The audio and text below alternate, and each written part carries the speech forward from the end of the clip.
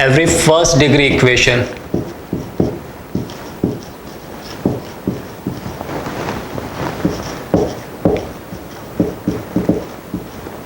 in xy, every first degree equation in xy represent a straight line.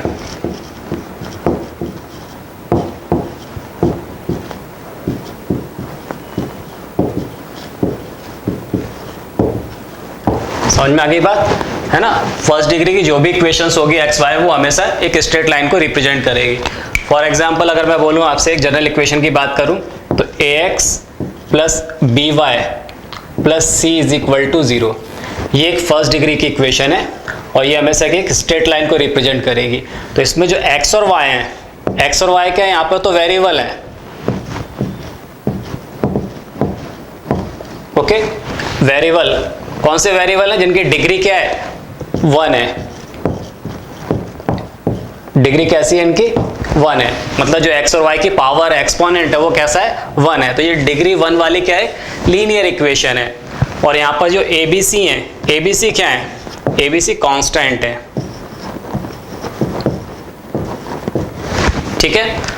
अब अगर आप देखो ना तो यहाँ पर हमें कितने कांस्टेंट दिखाई दे रहे हैं, 3 कांस्टेंट दिख रहा है A, B और C, लेकिन एक्चुअली यहाँ पर 3 नहीं केवल 2 ही कांस्टेंट है। अगर मैं इस पूरी इक्वेशन को क्या करूँ C से डिवाइड कर दूँ तो कुछ मुझे ऐसा मिल जाएगा, ये ऐसा हो जाएगा A/CX plus B/CY plus 1 is equal to 0। ये तो हमें वैल्यू मिल रही है, मतलब यहाँ पर जो अननोन है वो ऐसे 2 ही कांस्टेंट है। यहाँ हमें 3 दिख रहे हैं ABC है ना, 3 कांस्टेंट दिख रहा है जो कि अननोन है, लेकिन यहाँ पर देखिए ये क्या मिल गया हमें 1 मिल गया ना, मतलब अननोन केवल कैसे है 2 कांस्टेंट हैं, ये एक A/C है और ये B/C है। इसका मतलब ये हो गया कि अगर हमें किसी भी इक्वेशन को रिप्रेजेंट करने के लिए हमें 2 कंडीशन की जरूरत पड़ेगी, मिनिमम 2 कंडीशन होना चाहिए, क्योंकि यहाँ पर क्या है हमें 2 अननोन कांस्टेंट मिल रहे हैं। बात समझ में आ रही है, ठीक है। ये नोट करो फिर अपन आगे बढ़ते हैं। अब बात करते हैं स्लोप या ग्रेडियंट की। स्लोप या फिर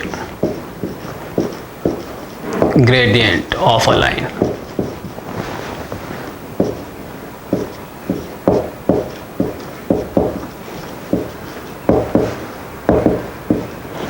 ठीक है, इसको जनरली हम किससे रिप्रेजेंट करते हैं, स्लोप को m से रिप्रेजेंट करते हैं।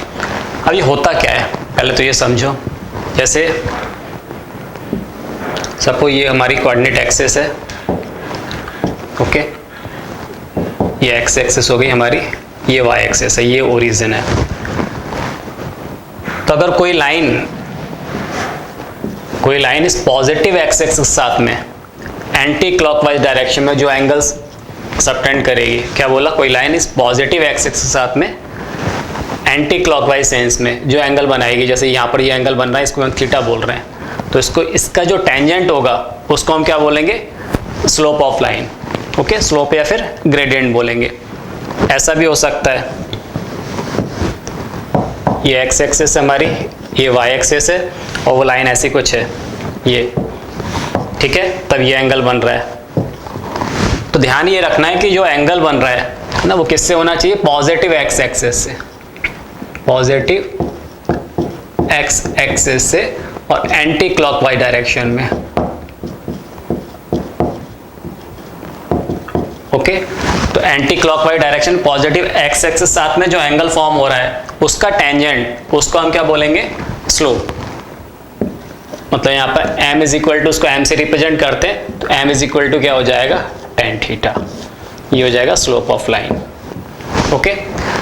अब इसका मतलब क्या होता है, इसका मतलब है कि ये जो लाइन है इसका इंक्लिनेशन क्या है, इस एक्सिस के साथ में कितना इंक्लिनेशन है, किस एंगल पे वो कितना झुकी हुई है, ठीक है। तो उस चीज को हम किससे मेजर करते हैं, उस लाइन के स्लोप से मेजर करते हैं। अब देखो इससे क्या समझ में आ रहा है कि अगर मैं आपसे बोलूं, सपोज अगर मैं बोल रहा हूं कि इसका स्लोप कैसा है, पॉजिटिव है, ये यहाँ पर ये थीटा क्या होगा, हमेशा थीटा किस किस के बीच में लाई करेगा, थीटा 0 से लेके 180 के बीच में लाई करेगा, ओके। अब अगर मैं बोलूं यहाँ पर इसका स्लोप कैसा है, अगर पॉजिटिव है, पॉजिटिव स्लोप का मतलब क्या होगा,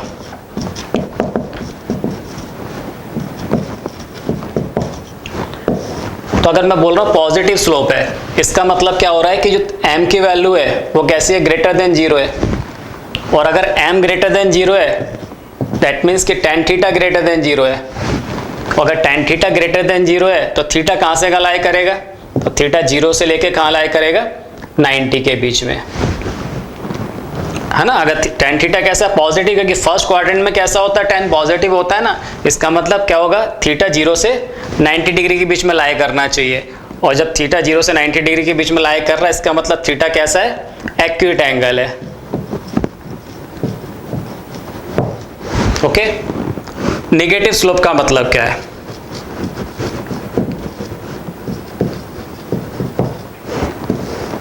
नेगेटिव स्लोप का मतलब क्या हो गया कि m कैसा है, लेस देन 0 है। और m लेस देन 0 होने का मतलब क्या है, tan थीटा लेस देन 0 है।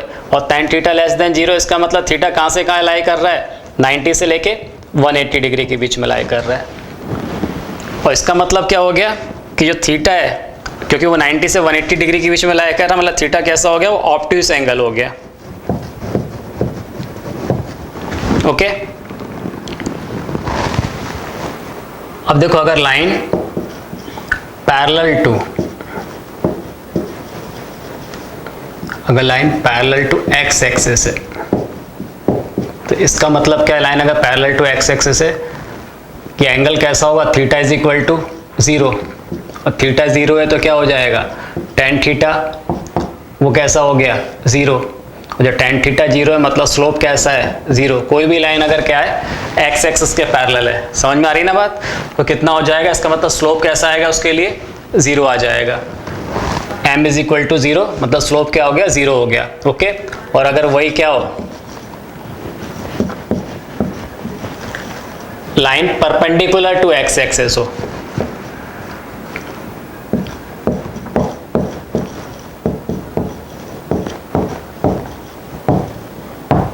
परपेंडिकुलर टू एक्सिस है ना, या फिर हम बोलें कि वाई एक्सिस के कैसी हो, पैरेलल हो, लाइन एक्स एक्सिस के परपेंडिकुलर है या फिर वाई एक्सिस के पैरेलल हो, इस केस में थीटा क्या होगा, एंगल कितना होगा, 90 डिग्री होगा।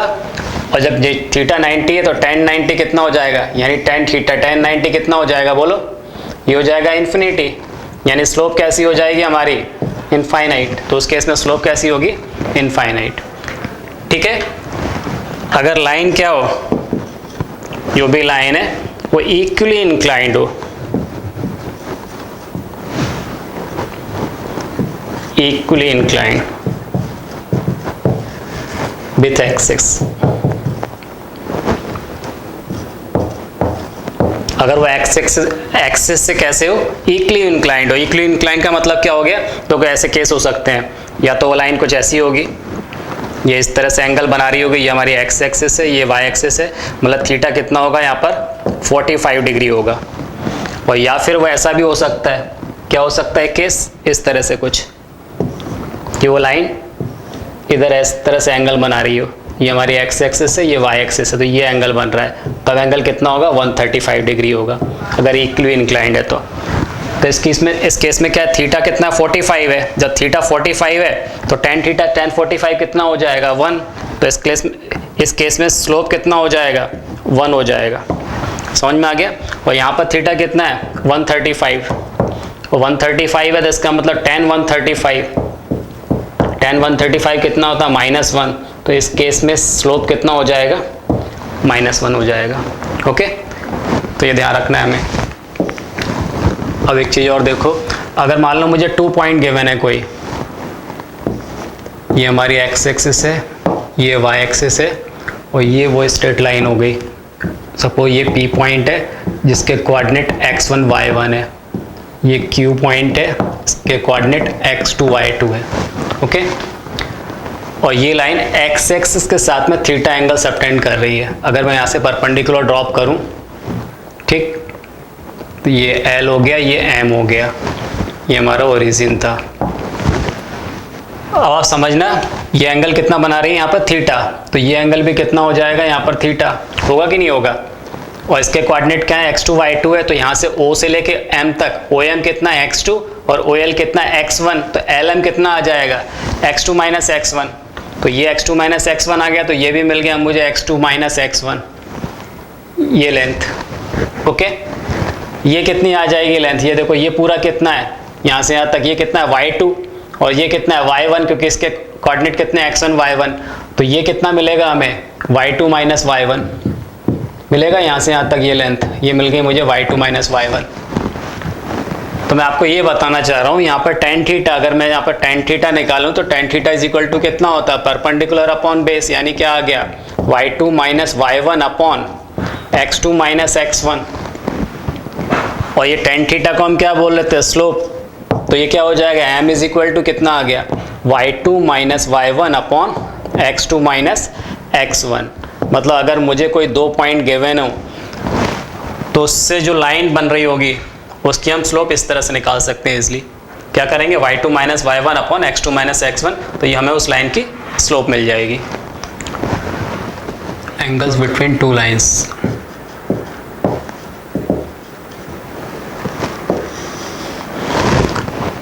अब देखो सपोज ये हमारी वो कोऑर्डिनेट एक्सिस है, x एक्सिस, ये हो गई y एक्सिस, तो ये वो दो लाइन है जिनके बीच में हमें एंगल बताना है। इनको नाम दे देते हैं, इसको बोल देते हैं AB, इसको बोल देते हैं हम CD। अब इनके बीच में देखो ये एंगल बन रहा है, एक तो एंगल ये बन रहा है, मैं इसको अल्फा नाम दे देता हूँ, ठीक है। और दूसरा एंगल इन दोनों लाइन के बीच में ये भी बन रहा है, इसको मैं बीटा नाम दे देता हूँ।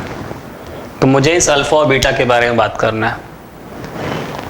अब है ना, दो लाइन के बीच में दो एंगल बनेगा ना, अगर एक एंगल एक्यूट एंगल होगा तो दूसरा हमेशा कैसा होगा, ऑब्ट्यूस एंगल होगा। अब इस वाले एंगल को मैं बोल देता हूँ थोड़ी देर के लिए, इसको मैं बोल देता हूँ θ1, इस एंगल को बोल देता हूँ θ2, जो इनने पॉजिटिव एक्स एक्सिस साथ में फॉर्म किए हैं, ठीक है। ये हमारा क्या है, ओरिजिन।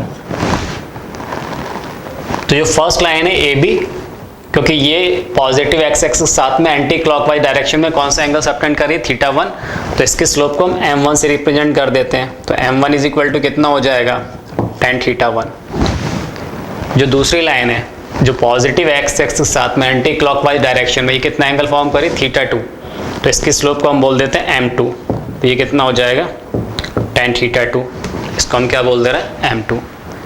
हमें फाइंड क्या करना है, इनके बीच में एंगल फाइंड करना, मतलब अल्फा और बीटा की बात करनी है, हमें अल्फा और बीटा निकालना है।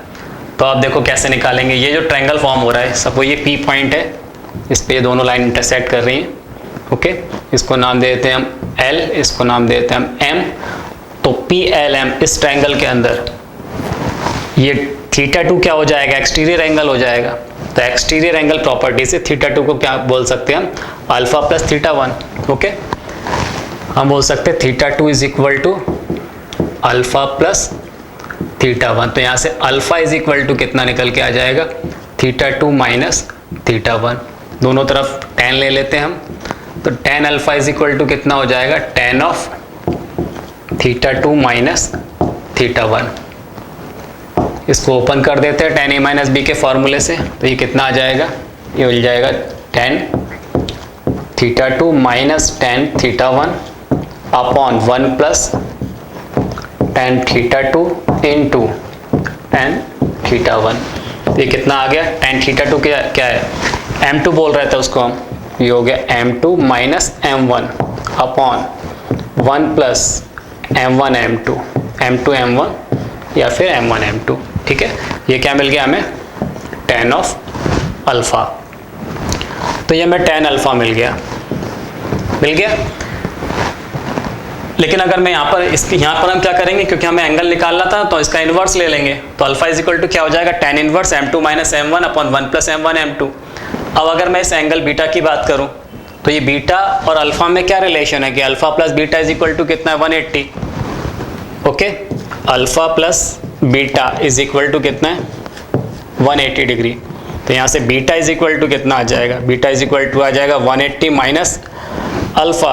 अब अगर मैं इसका tan ले लूँ तो ये कितना आ गया, tan of beta is equal to कितना, tan ऑफ 180 माइनस अल्फा। और tan 180 माइनस थीटा क्या होता है, माइनस tan थीटा, तो माइनस tan ऑफ अल्फा, और tan अल्फा हम निकाल चुके हैं। तो ये कितना आ जाएगा यहाँ से, तो यहाँ फॉर्मूला मिल जाएगा with minus sign m2 minus m1 upon 1 plus m1 m2, तो ये हमें क्या मिल गया, tan बीटा। ठीक है, tan beta is equal to with minus sign m2 minus m1 upon 1 plus m1 m2। तो हमें तो इन जनरल अगर इस दो लाइन के बीच में एंगल की बात करना, यहाँ पर देखो तो एक पॉजिटिव मिल रहा है और एक एंगल नेगेटिव मिल रहा है। मतलब अगर थीटा एक्यूट है तो एंगल पॉजिटिव मिलेगा, थीटा अगर कैसा है, एंगल जिस एंगल की बात कर रहे हैं वो कैसा ऑब्ट्यूस है, तो ये कैसा मिलेगा, हमें नेगेटिव मिलेगा।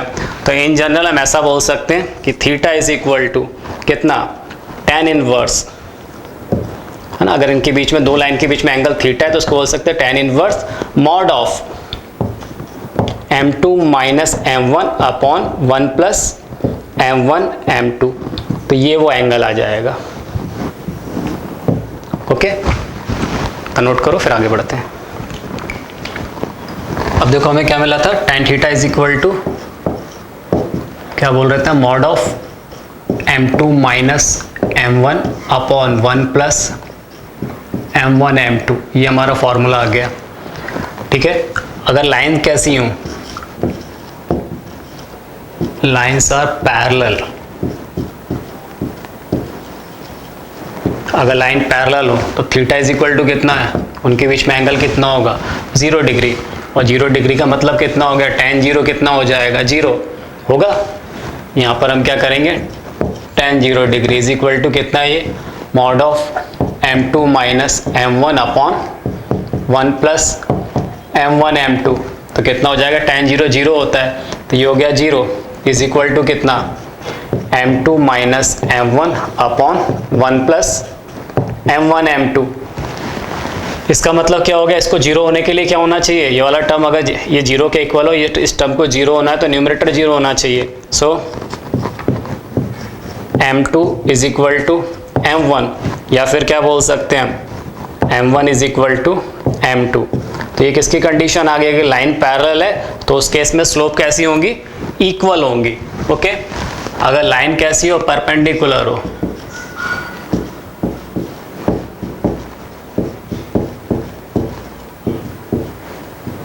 अगर लाइन परपेंडिकुलर है तो थीटा क्या होगा, 90 डिग्री होगा, तो यहाँ कितना आ जाएगा, ये आ गया tan of 90 degree is equal to कितना, m2 minus m1 upon 1 plus m1 m2।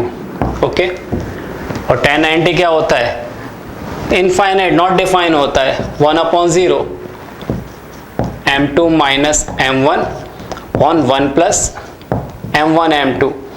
तो ये क्या होता है, यही होता है ना, नॉट डिफाइन है ना ये एक्चुअली, 1 अपॉन 0, या फिर बोलो नॉट डिफाइन। तो ये नॉट डिफाइन होने का मतलब क्या है, ये नॉट डिफाइन है, ये टर्म अगर नॉट डिफाइन है तो डिनोमिनेटर क्या होना चाहिए, इसका 0 होना चाहिए, क्योंकि 1 अपॉन 0 क्या होता है, वो नॉट डिफाइन होता है। So 1 plus m1 m2 should be equal to 0। इसका मतलब m1 m2 is equal to कितना, -1। ओके, तो ये क्या कंडीशन मिल गई हमें, m1 m2 is equal to -1 अगर मिल रहा है, इसका मतलब वो लाइंस कैसी होंगी, परपेंडिकुलर होंगी। तो इसका मतलब क्या है कि अगर जैसे मैं बोल रहा हूँ m1 m2 is equal to -1, अगर एक लाइन की स्लोप कितनी है, 2 है, तो दूसरी लाइन की स्लोप कितनी होगी, -1/2 हो जाएगी ना, क्योंकि दोनों का प्रोडक्ट -1 होना चाहिए। एक की स्लोप 2 है तो दूसरी की -1/2 हो जाएगी। एक की अगर स्लोप 4 है तो दूसरी की -1/4 हो जाएगी। एक की स्लोप अगर 1/2 है तो दूसरे की -2 हो जाएगी। पहले की स्लोप अगर कितनी है, -5 है, तो दूसरे की 1/5 हो जाएगी। मतलब उसको रेसिप्रोकेट करना है और माइनस से मल्टीप्लाई कर देना है। देखो, determine x so that the line passing through 3, 4 and x5 makes 135 degree angle with the positive direction of x axis। तो हमें यहाँ पर x फाइंड करना है। अगर हमें 2 पॉइंट दिए किसी लाइन के ऊपर तो उसका स्लोप निकालना में आता है। क्या होता है स्लोप, वो tan theta is equal to y2 minus y1 upon x2 minus x1। तो यहाँ पर क्या एंगल भी दे दिया 135 डिग्री। ये अगर tan of 135 degree is equal to y2 minus y1, इसको x1 y1 इसको x2 y2 बोले तो कितना हो जाएगा 5 minus 4 upon x minus 3। Okay, और tan 135 डिग्री कितना होता है -1, तो क्या -1 5 माइनस 4 1 अपॉन x माइनस 3 कितना हो जाएगा ये x minus 3 is equal to -1, तो x इज इक्वल टू कितना मिल गया हमें 2। ये हमारा आंसर हो गया x is equal to 2। find the angle between the lines joining the points 0, 0, 2, 3 and the points 2, -2, 3, 5. देखो हमें क्या बताना है, इन दोनों लाइन के बीच में एंगल फाइंड करना है, तो हम एंगल मान लेते क्या है, थीटा है। ओके, और जो m1 है वो स्लोप किन दोनों लाइनों की है, इन दो पॉइंट से मिलने वाली जो लाइन है, बनने वाली लाइन है, उसका स्लोप क्या बोल दे रहे हैं, m1। Okay, slope of the line joining the points 0, 0 and 2, 3। Okay, क्या हो जाएगी वो slope, m1 is equal to y2 minus y1 3 minus 0 upon x2 minus x1 2 minus 0, तो कितना आ गया ये 3/2। इसी तरह से हम स्लोप बोल दे रहे हैं m2, किसको, slope of line joining the point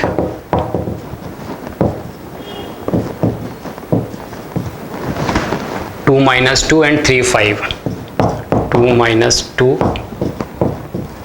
and 3, 5।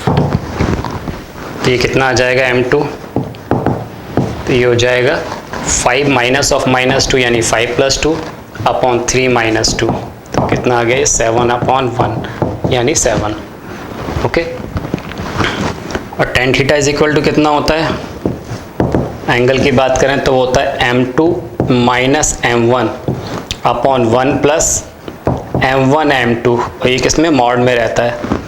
ठीक है, तो इसको हम ऐसा बोल सकते हैं, tan theta is equal to mod of m2 minus m1, तो m2 कितना है 7 माइनस m1 कितना 3/2, 7 माइनस 3/2 1 प्लस 7 इंटू 3/2। ओके, तो ये कितना आ जाएगा ये, तो ये देखिए 7 माइनस 3/2, 14 माइनस 3 कितना हो गया ये 11/2 अपॉन 7 3 ज़ा 21 और 2 कितना हो जाएगा 23 अपॉन 2 मॉड ऑफ, ये आ गया। ओके, तो tan theta is equal to कितना मिल गया, मॉड ऑफ 11/2 अपॉन 23/2, तो यहाँ पर 2 से 2 कैंसिल हो जाएगा, तो कितना आ जाएगा ये मॉड ऑफ 11 अपॉन 23। अब ये वॉट का अगर हम साइन हटाएंगे तो कितना आ जाएगा यहाँ से, tan theta is equal two plus minus 11 upon 23, तो थीटा इज इक्वल टू कितना आ जाएगा, थीटा इज इक्वल टू आ जाएगा tan inverse plus minus 11 upon 23, तो ये एंगल हो जाएगा tan inverse plus minus 11 upon 23। What is the value of y so that the line through 3y and 2, 7 is parallel to the line through -1, 4 and 0, 6। तो हमें इसमें y की value find करना है। अब देखो जो 3y और 2, 7 इन दो पॉइंट से होकर जो लाइन जा रही है उसका स्लोप हम क्या मान लेते हैं m1। Okay, slope of line